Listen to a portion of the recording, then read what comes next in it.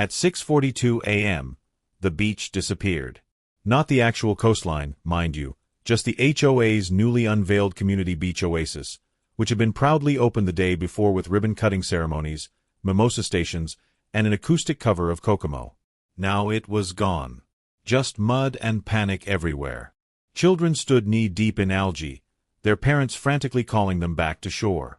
A woman in a visor wept openly, clutching her beach bag like it was the last remnant of her summer dreams. The HOA president fainted right there on the muddy ground. And there I was, sitting calmly in my lawn chair across the street with my coffee mug labeled "No HOA, no problem," watching the security footage on my tablet of my sand being stolen, and the flatbed trucks I'd rented pulling away with every last grain returned to where it belonged. I'm Marcus Reed, and I live on the edge of Willow Bend Shores, a gated lakeside community with an HOA so bloated it has subcommittees for both mailbox color compliance and something they actually call swan hostility management. I'm not kidding about that last one. They have quarterly meetings about aggressive waterfowl. But here's the thing, I'm not part of it. Never have been, never will be. My house predates the subdivision by 30 years. I'm a quiet man who loves astronomy, catfish fishing, and landscaping with military precision.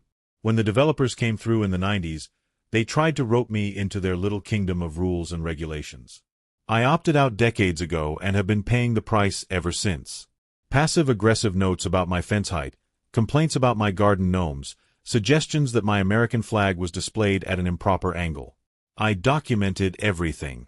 Enter Joel Cranford, HOA president for the past 3 years, former dental hygienist, and walking legal pad of passive aggression.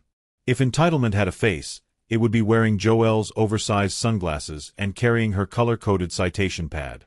Her latest obsession was installing a private beach on the community's lake access, and she needed sand. 5 tons of it, to be exact. By pure coincidence, I happened to have exactly 5 tons of premium beach sand. I just had it delivered for my backyard Zen garden project, a meditation space I'd been planning for 2 years. The delivery truck had barely pulled away when I signed for it on a Monday afternoon. By Tuesday morning, it had vanished like a magic trick, except the only thing magical about it was the audacity. First, I noticed the tire tracks. Heavy ones, cutting deep grooves through my lawn that I'd spent the weekend perfecting. Then I saw the gap where my perfectly placed sand pile used to be. Not a single grain remained. Even the tarp I'd covered it with was gone. My security system told the whole story in crystal-clear 4K resolution. 3 HOA volunteers in reflective vests operating dump trailers at 5 a.m., with Joelle supervising the entire operation, clipboard in hand, directing them like she was conducting a symphony of theft. When I confronted her that afternoon, she didn't even try to deny it. In fact, she seemed offended that I would dare question her actions. She stood there in my driveway, wearing a pantsuit in 90-degree weather, acting like I was the unreasonable one. "Marcus dear," she said with a condescending smile, "you never actually used that sand. It was just sitting there being wasted. And this beach is for the community's benefit. You're technically part of this community whether you acknowledge it or not." "I never signed your charter," I replied flatly, keeping my voice steady despite my blood pressure rising. "I've never paid a cent in HOA fees, and I never agreed to your rules." She smiled even wider, the kind of smile that makes you want to check your wallet. "Well, that's where you're wrong.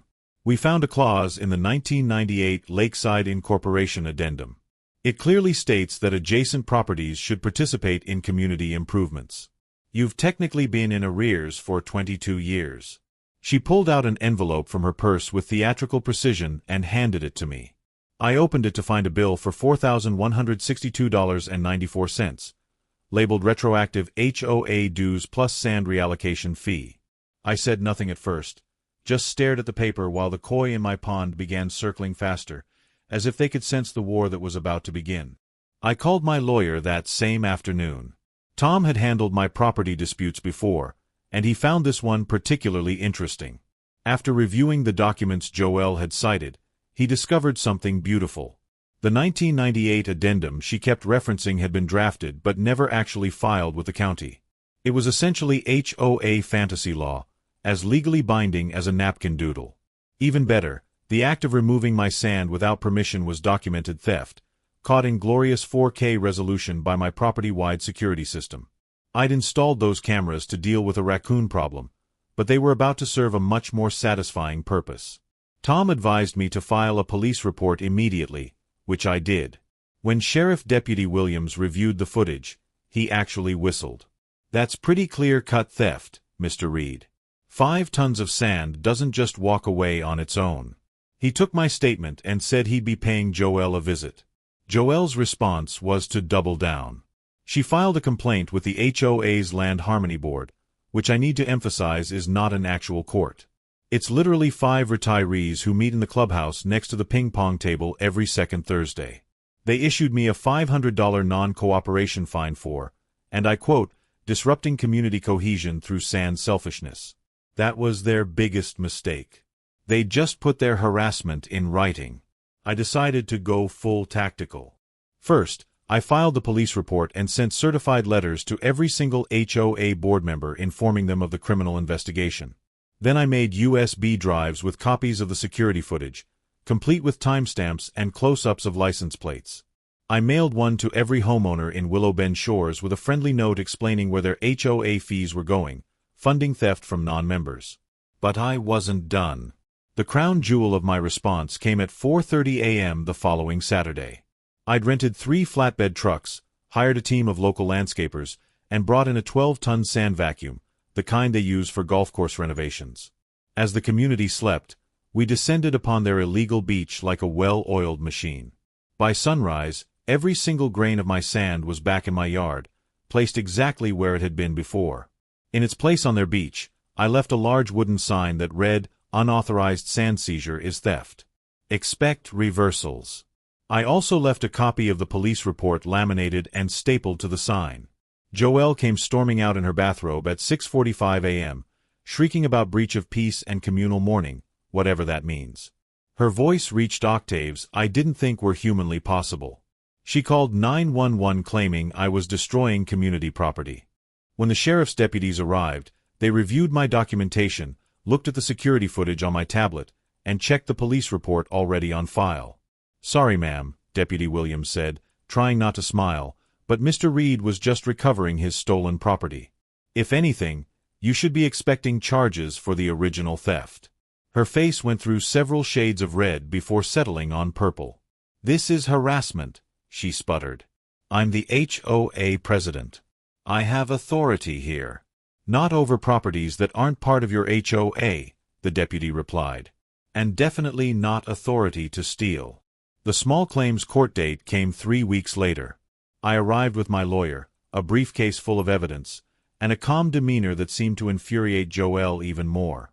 She'd brought the entire HOA board as character witnesses, as if their opinion would somehow override video evidence of theft. I presented everything methodically. The timestamps from the security footage, the receipts for the sand purchase showing I'd paid $3,000 for premium beach sand, the fake retroactive dues notice, and then the crown jewel.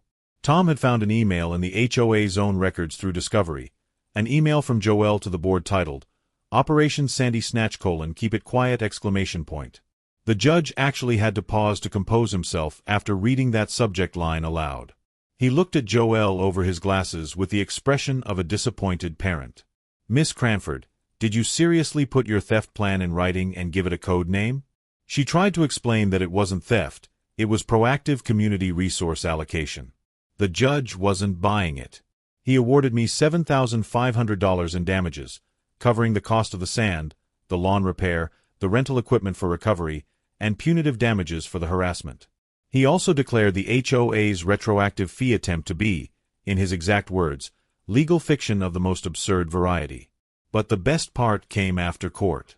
The footage and emails had been shared among the homeowners, and they were furious. Not only had their beach disappeared overnight, but they'd learned Joelle had also been embezzling HOA funds for what she called decorative palm rentals. She'd been charging the HOA $500 a month to rent fake palm trees from a company her sister owned. The emergency board meeting was held that Thursday. I didn't attend, but I heard about it from my neighbor. The vote to remove her was 37-2, with only Joelle and her vice president voting against.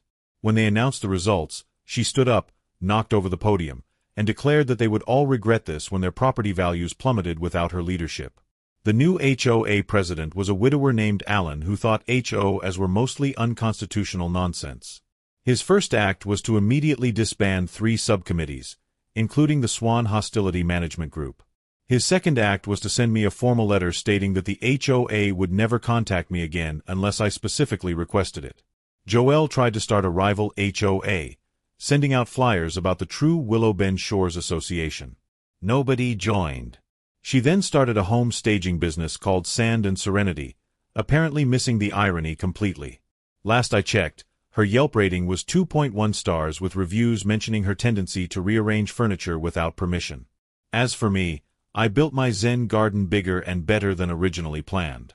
I even added a small sign in the sand that reads, "Let those who take what is not theirs find themselves buried in it." The HOA never bothered me again, and every morning when I drink my coffee and look at my perfectly raked sand patterns, I remember the morning Joelle Cranford learned that some people actually know their rights. She still drives past my house sometimes, always slowing down to glare at my garden. I just wave with my no HOA no problem mug raised high. The $7,500 judgment against her stands to this day, and according to court records, she's still making monthly payments of $125, which means she'll be paying me back for exactly 5 years.